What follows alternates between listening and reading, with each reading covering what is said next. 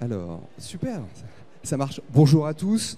Je vous propose de commencer, on est un petit peu en avance, mais comme c'est complet, voilà, ça fait quelques minutes de plus, ça vous permettra d'enchaîner, parce qu'il y a tellement de conférences vraiment intéressantes. Et donc, on va parler gamification. Aujourd'hui, juste à main levée rapidement, qui fait déjà de la gamification dans ces programmes de formation, dans le digital learning ? Ouais, un tiers, presque la moitié, un petit peu, on ne sait pas trop si on en fait ou pas. Ah oui, quand même, super. Donc, moi, je suis le fondateur de My Serious Game, et pour commencer, rien de mieux qu'une bonne devise, etc., pour comprendre, c'est vraiment l'idée clé là qui va apparaître, c'est celle vraiment qu'il faut vraiment garder en tête quand on fait de la gamification dans une formation. Ce grand philosophe a dit... Et ça, c'est un principe que je ne dirais pas, mais qu'il faut vraiment garder en tête. Il va falloir faire simple, efficace, quand on fait de la gamification, et vraiment penser à soi. Est-ce qu'on s'amuse? Est-ce que c'est stimulant, etc. Vous êtes le premier, en tant que concepteur, à créer des choses. Et si vous-même, vous trouvez les choses un petit peu longues, un petit peu fastidieuses, là, il y a beaucoup de réglementations à transférer, etc., ça sera exactement la même chose pour l'apprenant. Ce philosophe-là, c'est Julien, un des game designers chez nous, qui travaille beaucoup pour l'industrie japonaise du jeu vidéo également.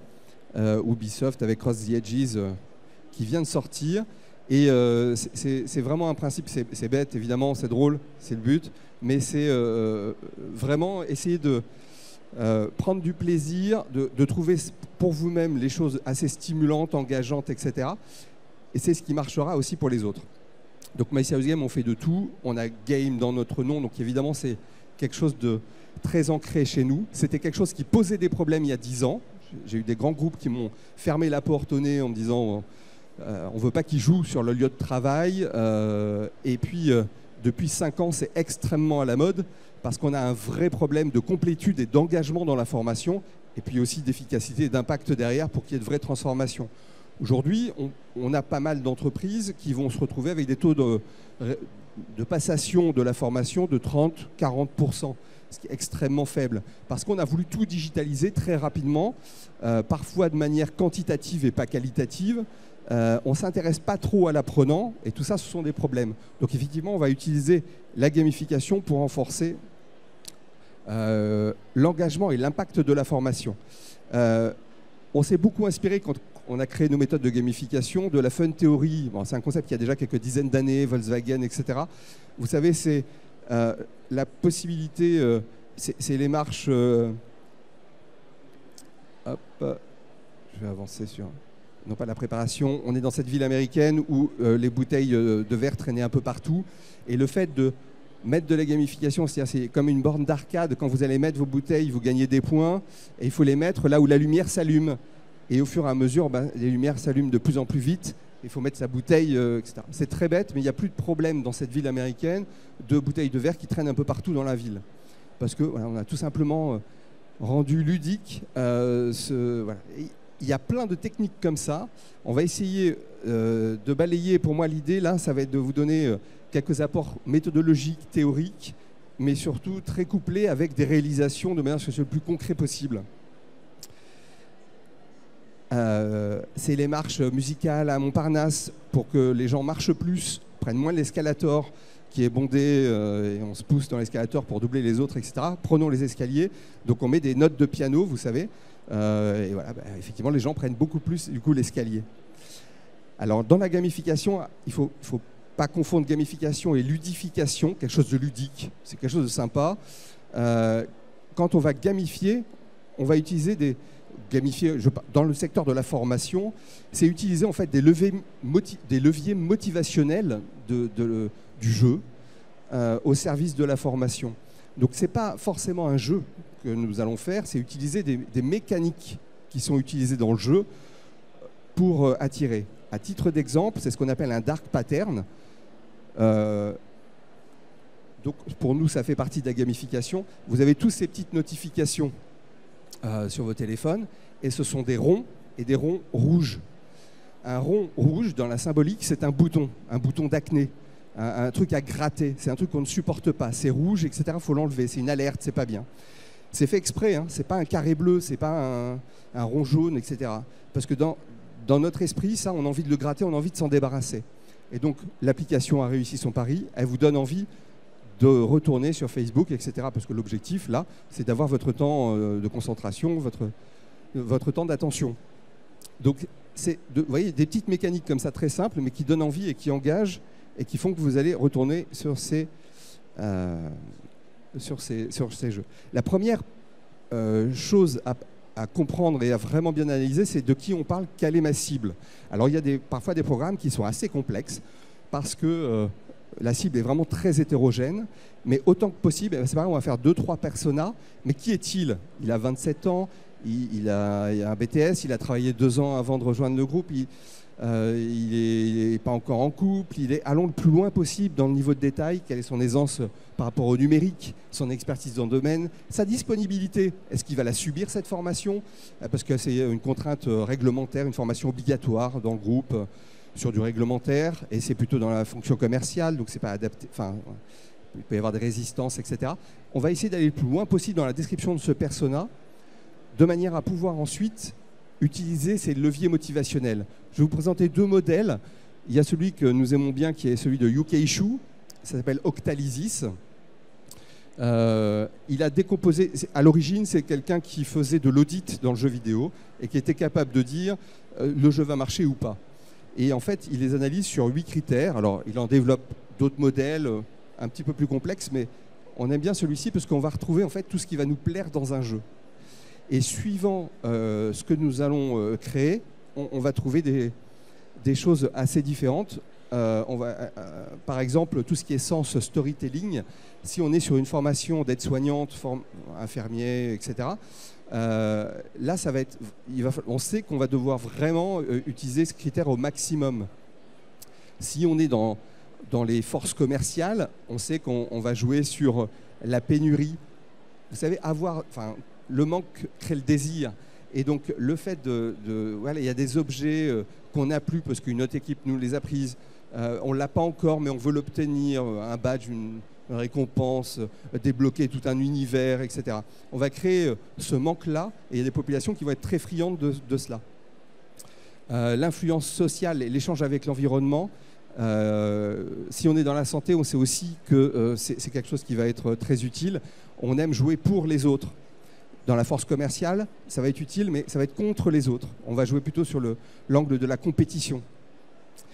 Voilà, donc évitement, prévention, ça peut être tous ces jeux où des runners qu'on appelle, vous avez des petits personnages sur vos smartphones, vous devez éviter des cibles qui arrivent, etc. Donc ce sont des mécaniques, 8 mécaniques du jeu vidéo sur lesquelles il est intéressant de s'inspirer pour trouver celle au pluriel que nous allons pouvoir exploiter dans la formation. Une autre façon de présenter les choses, c'est de se dire par rapport à qui est mon joueur, qui est l'apprenant, de pouvoir avoir... ce sont des slides que vous pouvez... si on prend vos coordonnées, on pourra vous les envoyer avec même un peu plus de détails de référence à l'intérieur. Parce qu'on est juste là après au stand au 40. On peut y trouver de l'action, la dimension sociale. Il y a des gens aussi, et des personas qui vont être très dans l'investigation, qui ont besoin d'une aventure et qui ont besoin d'expérimenter par eux-mêmes. On aime bien faire cette différence aussi, un peu comme à l'école, où vous aviez finalement les gens du devant de la classe, là, les intellos qui sont avec moi juste devant, c'était les dernières places disponibles, donc vous n'avez pas le choix. C'est marqué. Ce sont des gens qui souvent, pour caricaturer, ont besoin d'apprendre par cœur, d'apprendre, avant de comprendre et d'extrapoler, etc. Et au fond de la classe, on va avoir des gens qui sont dans l'inverse. Ils ont besoin de comprendre avant de pouvoir retenir et apprendre. Et ils ont besoin peut-être même plus d'apprendre avec de l'interaction avec le copain, ou etc. Ou en trouvant la moitié des informations par eux-mêmes sur Google, etc. Donc on est sur des modalités d'apprentissage qui sont assez différentes. Et plus on peut analyser finement sa cible, et on a une cible homogène, quitte à faire des jeux ou des entrées différentes, plus on va avoir quelque chose d'efficace qui va vraiment leur parler. Il y a une notion, peut-être que je vais un peu vite, mais justement, c'est ce qu'on appelle le level design dans le jeu vidéo. La courbe du flow, elle est essentielle. Là, par exemple, dans mon intervention, je vais probablement trop vite pour des gens. Attends, moi je suis là par curiosité, mais je ne connais rien à la gamification. Et d'autres qui se disent, attends, moi ça fait 2 ans que je joue avec ça, c'est bon, on va plus vite. C'est cette courbe qui nous permet d'éviter à la fois l'ennui et à la fois la frustration. Et c'est pouvoir s'adapter au niveau. C'est assez facile à faire, même avec des outils comme Storyline, etc., si vous produisez vous-même, avec des questions administratives, des critères administratifs. Si la personne, ça fait 5 ans qu'elle est dans la banque, elle a déjà passé donc 4 fois minimum la formation lutte contre le blanchiment d'argent qui est obligatoire. Donc bon, on sait qu'on ne va peut-être pas lui réexpliquer des choses qu'il connaît déjà, parce qu'on va le perdre, il va cliquer sur suivant, se débarrasser du machin et faire les mails en même temps, etc. Donc on va peut-être lui fournir tout de suite une question un peu compliquée, de manière à l'interpeller, et qu'il aille ensuite approfondir les choses. Et puis il y a des critères pédagogiques, bien sûr, les scores, les temps passés. Alors dans les plateformes LMS souvent classiques, c'est assez limité ce qu'on a, mais dans des plateformes plus élaborées, on peut trouver des temps d'hésitation sur une réponse, etc., qui donnent des indicateurs assez précieux. Est-ce que la personne est toujours avec moi, ou est-ce que sa réponse était assez fluide, voilà, parce que parfois ça peut être de l'hésitation et puis une bonne réponse, mais au hasard. Donc ça dépend du tracking que vous avez. Mais il y a des critères pédagogiques et des critères administratifs qui nous permettent d'essayer de gérer assez facilement ce qu'on appelle ce flow, cette dynamique qui fait que voilà, c'est à mon niveau à moi. Il n'y a rien, et ça c'est extrêmement difficile parce que souvent, c'est souvent des grandes entreprises qui font du digital learning, parce que c'est un investissement, 10, 20, 30 000 euros quand on externalise. Donc c'est un budget, donc il faut beaucoup de monde derrière. Beaucoup de monde, ça veut dire beaucoup de gens très différents, des gens à l'aise ou pas, etc. Et pouvoir essayer d'avoir cette décomposition, c'est les débuts de l'adaptive learning, pouvoir s'adapter à l'apprenant, sa façon d'apprendre et son niveau, et pouvoir rester dans ce flow, c'est vraiment un des secrets de l'intérêt de l'apprenant. Il y a des choses aussi très simples, mais qui marquent. Ça, c'est une publicité 4x3 qu'on a vue il y a quelques années. Je la trouve simple et efficace. Si on lit cette phrase, on entend même on se rappelle de sa voix et de sa façon de parler, etc. C'est un peu surprenant, c'est flash. Enfin, voilà. Ça, c'est des choses qui vont nous marquer, etc. Mais visuellement, il est important d'avoir des moments d'impact comme cela, un peu surprenants, etc. S'il y a un truc aussi à retenir un petit peu en lien avec la citation du philosophe d'introduction, c'est de rester le plus simple possible. Vous voyez, Google, la barre de recherche Google, c'est un écran blanc avec un petit cadre et vous tapez votre recherche. C'est extrêmement simple. C'est un des plus gros succès. On est sur un design extrêmement épuré, etc.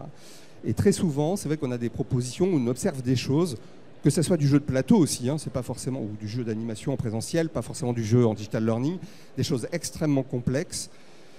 Soit vous êtes game designer, vous avez travaillé avec des sound designers, vous avez travaillé avec des level designers, vous avez travaillé avec des narrateurs, vous avez travaillé avec une grosse équipe, etc. C'est super, allez-y.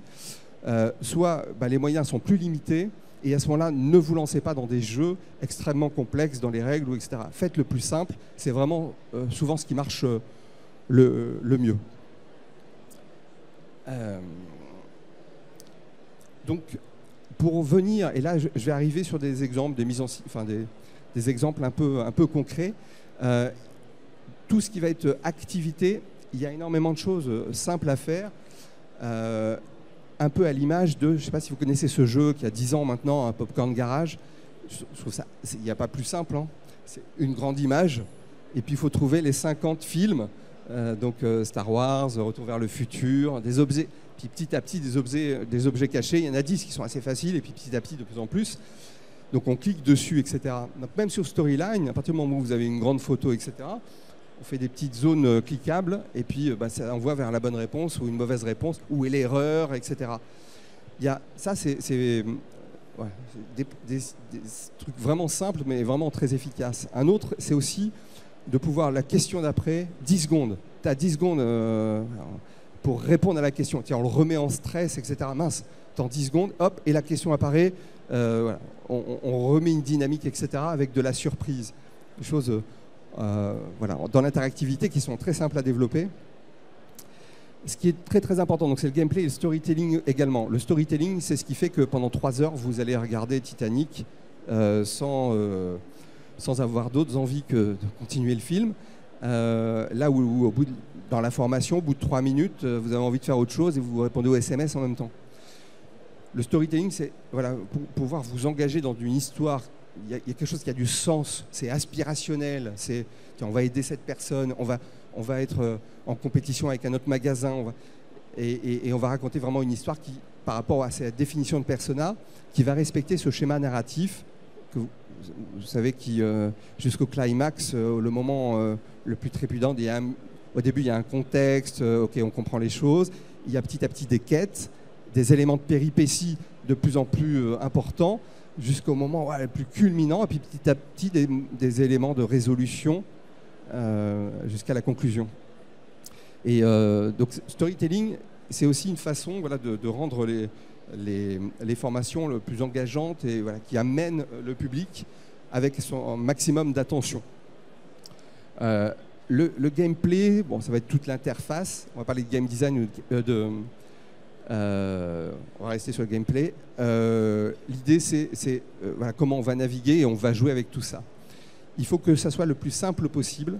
Si vous avez créé une formation digitale qui est un petit peu complexe, il faut débloquer les éléments au fur et à mesure. Il y a un jeu, par exemple, qui s'appelle Asphalt, c'est un jeu de conduite de voiture là, sur mobile, qui est extrêmement compliqué parce qu'il y a des garages, il y a des accessoires, il y a des options, il y a plein de choses à faire.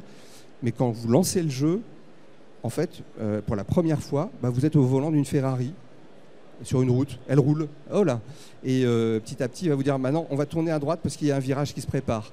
Puis vous êtes à moitié guidé, et qui vous dit, bravo, vous savez tourner à droite. Maintenant, on va faire la même chose à gauche, etc. Et vous allez débloquer comme ça, une fois que vous avez le minimum, et après, petit à petit, au fur et à mesure de votre progression dans le jeu, ça va débloquer les choses, le garage et les accessoires, les skins, les trucs que vous pouvez acheter, etc. Mais c'est d'y aller progressivement, il faut que ce soit le plus fluide possible. Il n'y a rien de pire que de passer du temps à comprendre des jeux. Je ne fais pas forcément référence à Kaamelott et les Artichettes ou pour ceux qui ont les références. Il faut que ça soit fluide, simple, parce que sinon ça ne nous intéresse pas, on décroche et on ne va pas du tout être impliqué dans la formation. Le plus simple, impactant. Commençons peut-être même pas par une page de consignes. On démarre directement par quelque chose d'intriguant, une question. Ah oui, tiens, c'est vrai que je ne sais pas ça. Génial. On commence comme ça et après on a envie d'investiguer, de s'investir dans l'information.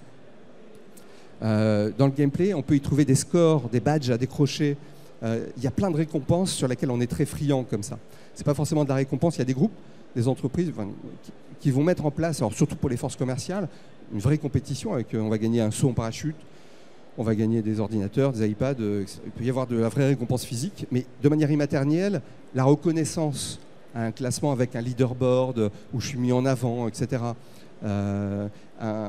Des badges, des territoires, des skins, de la musique, des choses qui, la possibilité de compléter la formation et d'y apporter moi ma petite vidéo avec mon tutoriel, etc. Donc tout ça, ce sont des récompenses un peu gratuites, mais on a vraiment besoin de cela.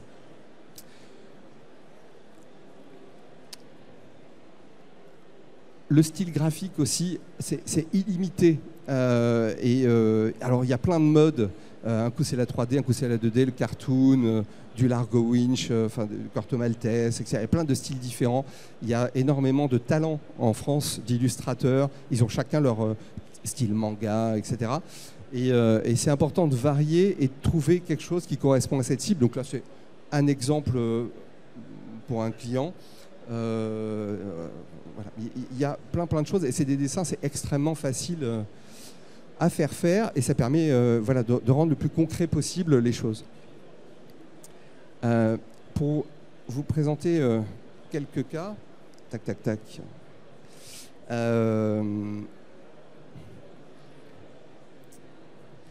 Il y avait un enjeu pour la SNCF qui était il y a des nouveaux trains qui arrivent. Quand le nouveau train est mis sur les rails, il faut que des gens sachent le conduire et il faut surtout que des gens sachent l'entretenir et le maintenir. Réparer s'il y avait une quelconque difficulté, surveiller que tout va bien dans les organes de sécurité, etc., avant que le train arrive.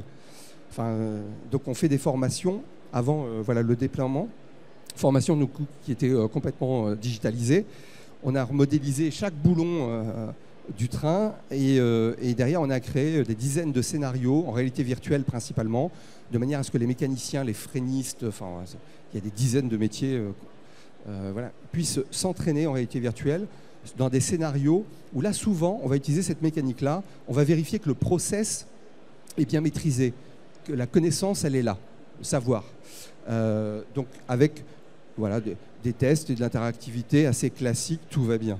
Et ensuite on va commencer à créer des scénarios plus complexes. Une fois qu'on s'assure que le process est bien respecté, il est bien acquis par la personne. Et là, ça va être un enchaînement de plus ou moins des courtes périodes, etc., de dysfonctionnement. Et il va falloir enquêter, etc. Et c'est voilà, un petit peu en mélangeant deux pannes ensemble qui crée quelque chose voilà, de plus complexe à identifier. Et on va monter comme ça. Donc c'est ça aussi le level design. On peut passer assez rapidement sur la première partie en fonction de son niveau pour après aller sur des scénarios plus complexes. Ce qui fait que quand le train arrive le lundi matin, il faut que des gens sachent le conduire et sachent le réparer. Donc les gens vont pouvoir s'entraîner comme ça. Test and learn en réalité virtuelle, c'est assez impactant. Évidemment, j'avais prévu une vingtaine de choses. Ça ne passera pas dans le temps. La FNAC nous dit faites-moi une application, un truc simple. Dans 3 mois, je veux exploser les ventes. Donc là, on s'est basé sur le 1000 bornes. Vous vous rappelez, c'est avec ces cartes de pièges, on va plus vite, etc. On a créé une petite interface. Je crois que ça coûtait 32 000 euros le projet, aussi pour donner des ordres de grandeur. C'est une application, on a 98%, enfin juste entre 92 et 98% des vendeurs qui ont joué avec tous les matins, Fnac et Darty, plus 30% sur les ventes de ce qui était à l'intérieur. L'idée était très simple, ça s'interfaçait, ça allait récupérer les statistiques des ventes du magasin, du collaborateur, etc. Ce qui est très intéressant aussi, c'est que le directeur de magasin avait la possibilité d'ajuster les objectifs. S'il y a une manifestation le samedi devant son magasin, c'est évident qu'il fera moins de ventes. Et si les ventes, c'est vendre 5 nouveaux Mac, on ne les fera pas, il n'y a pas d'objectif, ça ne marche pas. Ou la personne est à temps partiel, ou elle est en apprentissage. Donc voilà, pouvoir ajuster les objectifs du magasin. Et le matin, en fonction de ce que j'ai vendu, je vais avoir des cartes. Donc c'est génial parce que je vais pouvoir vous envoyer la carte défi. Vous avez 24 heures pour vendre le dernier Mac à 5000 balles. Super. Sauf que vous aviez vendu 2 assurances hier. Donc vous avez la carte boomerang. Donc je me reprends mon défi dans la figure. Ces petites choses qui vont fonctionner, pas pendant 5 ans tous les jours, parce que là, il y a une lassitude évidente. On fait des saisons. Donc c'est-à-dire que c'est par 3 semaines à peu près. 3 semaines, c'est débloqué avec des cartes, etc. C'est coupé pendant 2 mois, 2 mois et demi. Et on revient avec de nouvelles cartes, de nouveaux défis, de nouveaux challenges, etc. Donc on a recréé du manque, du désir, ils l'attendent, et comme ça, il n'y a pas de lassitude. Il faut cette saisonnalité aussi, ce rythme est vraiment important. Et donc on va y trouver voilà, plein de cartes. Coucou, oui. Ouais. Alors, super. Alors, réseau E2C pour former les jeunes, etc. Croix-Rouge, etc. Je vous invite vraiment à découvrir plein de situations juste sur le stand, des risques aussi, c'est dommage, je suis désolé, je suis un peu trop passionné. On a plein de situations et on a des livres, des vidéos, etc. Vous pouvez télécharger ou partir avec, qui expliquent avec et nos experts qui sont là, juste ici. Le plus simple, c'est peut-être d'approfondir tout ça et en même temps prendre votre adresse si vous voulez qu'on vous envoie le support et d'autres compléments. Merci beaucoup pour votre attention.